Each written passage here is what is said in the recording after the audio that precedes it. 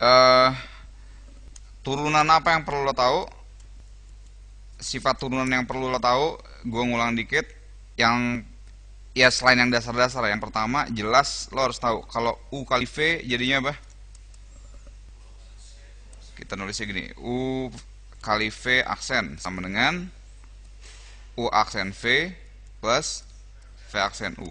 Atau kalau kita tulis dalam bentuk D, dan ini penting harus tahu cara nulisnya dalam bentuk D, DU kali V sama dengan apa? Yang aksen itu jadi D ya. Ya. Jadi DU kali V, ini supaya agak kelihatan terpisah, ditambah DV kali U. Ya, bisa juga kita tulis VDU ditambah UDV. Oke. Ini bermakna U aksen dan V aksen ya kalau kita pakai sistem DU DV.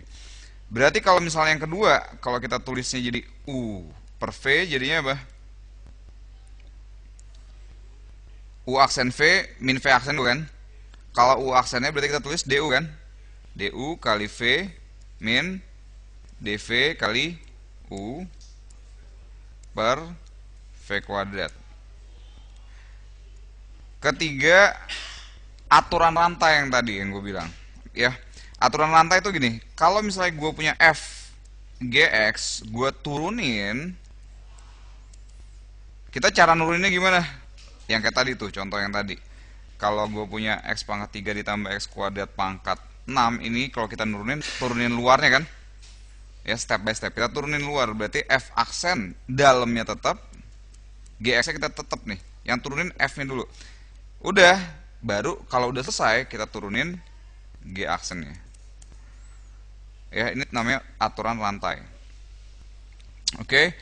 Nah, kalau kita nyatain dalam bentuk D, D dari FGX ini sama dengan, nah ini agak susah nih simbolisasinya. F, wah iya, ini agak repot karena di sini udah mencakup semua, ini nggak bisa kita tulis, kita pecah-pecah lagi ya. Karena nanti ujung-ujungnya kita gimana caranya? Ini kita tulis jadi gini nih. F aksen dari GX dikali dengan G aksen X nanti ini terhadap DX gitu.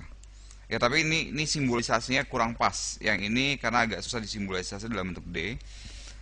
Tapi kira-kira lo tahu kalau kita punya turunan kotak, segitiga dan lingkaran kita mau turunin, pertama yang kita turunin adalah luarnya, ya kan, dalamnya tetap. Terus kita turunin dalamnya, yang kedua, terus kita turunin lagi baru dalamnya. Oke. Supaya tes kelancaran dikit, gimana kalau kita sedikit turunin sesuatu yang kompleks, misalnya sinus. Sinus pangkat 6 dari X pangkat 3 plus X kuadrat. Nggak usah pakai D. Coba turunin ini gimana? Mana yang paling luar? Fungsi apa yang paling luar di sini? Sin pangkat 6. Berarti kalau gitu kalau andaikan gue nulisnya berbeda, gue tulisnya gini, ini jadi kotak ya. Fungsi terluar adalah kotak pangkat 6, ya kan? Kalau kita turunin jadi 6 kotak pangkat 5 ya. X pangkat 3 plus X kuadrat. Oke. Ya. Nah, setelah pangkat 6 nya selesai kita turunin, berikutnya apa? Ini adalah fungsi apa nih?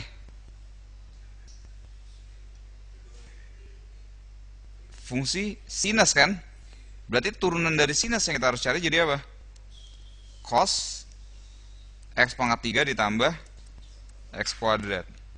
Nah, setelah ininya hilang, terakhirlah fungsi yang kita turunin adalah X pangkat 3 plus X kuadrat, jadinya 3X kuadrat ditambah 2X. Jadi hasilnya adalah ini kali ini kali ini. Ya.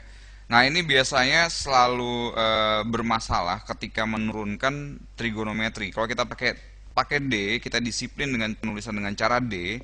Misalnya gue punya D sin pangkat 5 ya, D sin pangkat 5 X pangkat 3 ditambah X kuadrat. Kita turunin step by step. Fungsi paling luar adalah kotak pangkat 5. Kalau kotak pangkat 5 kita turunin, jadinya adalah 5 kotak pangkat 4 x pangkat 3 plus x kuadrat. Ini kotak ya, kotak pangkat 4 nanti. Berarti kalau ini diturunin 5 kotak pangkat 4 D kotak kan.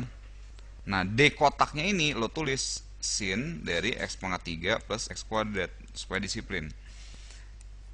Ini kita simpan 5 kotak pangkat 4 yang udah kita simpan.